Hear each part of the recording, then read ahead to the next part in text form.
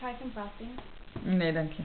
And then you place the cupcake down, and you cut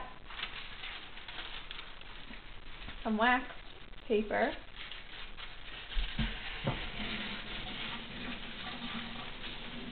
Ooh, that's a little skinny. Sorry.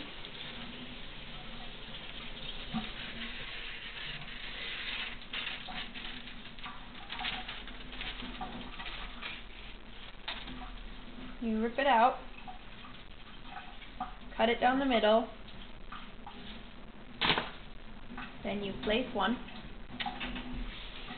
on either end.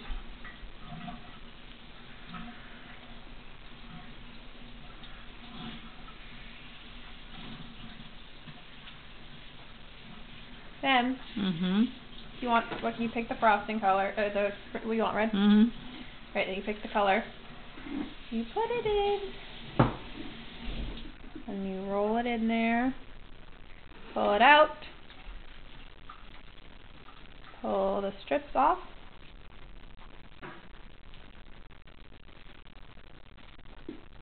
and voila!